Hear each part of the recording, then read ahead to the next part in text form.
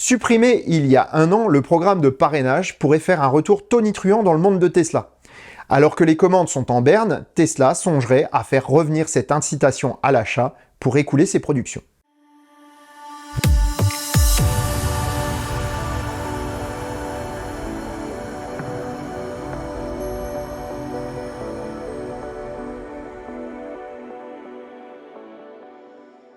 Et surtout, n'oubliez pas de vous abonner au Choucroute Garage et d'activer la petite cloche pour avoir toutes les notifications. Ça y est, Tesla a de nouveau des autos en stock.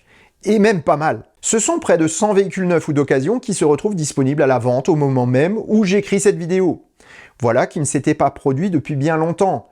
Mais ce n'est pas trop une surprise. En effet, tout comme les modèles S et X en leur temps, la Model 3 subit aujourd'hui un contre-coup lié à une décision stratégique de la part de Tesla. La Model 3 avait vu son succès exploser en France avec des prix à un peu plus de 38 000 €, bonus déduit.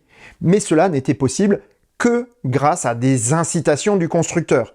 C'est-à-dire que Tesla avait volontairement réduit ses marges pour promouvoir ce modèle. Elle avait remplacé, entre autres, nombre de ventes de modèles S d'occasion qui se trouvaient à des prix plus élevés que cela. Pourtant, à ce jour, la Model 3 ne bénéficie plus de la mansuétude du constructeur, en raison de l'arrivée du modèle Y propulsion. En effet, à part en Espagne où les berlines à coffre ont encore la cote, c'est plus en Asie et en Amérique que ces modèles sont prisés. En Europe, c'est plus le SUV familial qui est apprécié de nos jours, et le modèle Y propulsion coche toutes les cases pour devenir un best-seller.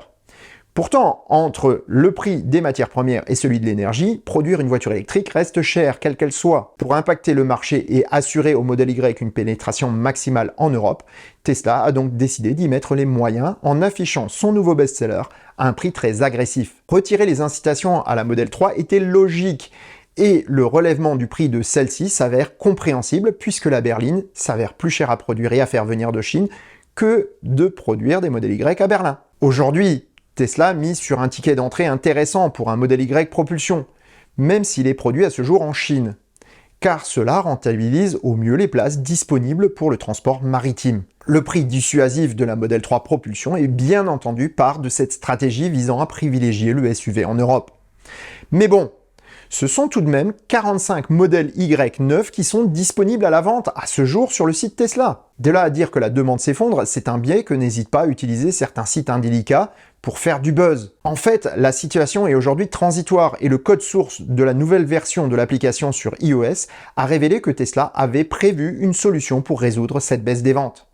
En effet, le site noteateslaapp.com a dévoilé le 20 octobre dernier que le code source de cette application révèle la présence d'un nouveau programme de parrainage. Ce ne sont plus des supercharges gratuites qui seraient proposées, mais des points convertibles en accessoires, vêtements ou kilomètres de charge gratuite. Si le bouche à oreille est et a été le premier vecteur de croissance de la marque, le programme de parrainage a clairement été un des éléments importants de la stratégie de Tesla. D'un point de vue optimiste, ce programme a été l'un des éléments fondateurs de la communauté Tesla telle qu'elle est aujourd'hui. Recevoir une récompense en échange d'un essai ou d'une présentation de son auto a été bien perçu par le public. Parrain et filleul ont pu tisser des liens qui vont parfois au-delà de la simple voiture. D'un autre côté, ce programme a créé des dérives, comme la prolifération de chaînes YouTube au contenu au mieux vide et au pire condamnable, juste pour attirer les parrainages et rouler gratuitement. J'en veux pour preuve le nombre incroyable de chaînes YouTube abandonnées par leurs propriétaires depuis l'arrêt du programme de parrainage. Alors que dire de ce nouveau programme ? Ne risque-t-il pas de faire revenir des dérives que Tesla ne voyait pas d'un bon œil, car elles étaient préjudiciables à son image? Des personnes bien informées m'ont affirmé que non, et que, justement, si le programme n'était pas encore activé, c'était pour sécuriser les échanges et s'assurer que les dérives ne seront plus la norme. En coulisses, il se murmure que l'échange d'un code de parrainage ne se ferait plus par des lettres et des chiffres comme aujourd'hui, mais par contact direct entre les applications Tesla, du parrain et du filleul. Ce serait possible par Bluetooth et un code serait échangé directement du portable du parrain vers l'application sur celui du filleul. Ainsi, capitaliser les parrainages à distance serait impossible, rendant les dérives bien plus complexes. Il faudrait un contact rapproché entre les smartphones des deux personnes. Personnellement, je serais très heureux de revoir le programme de parrainage et je vois ces contraintes d'un très bon œil car il permet réellement de créer un lien entre deux personnes. En plus, les opportunistes malsains en seront pour leurs frais et ça, je trouve que c'est très bien. Et sur ces bonnes paroles, je vous souhaite bonne route et vous dis à demain pour un prochain éclair d'infos. Portez-vous bien. Ciao.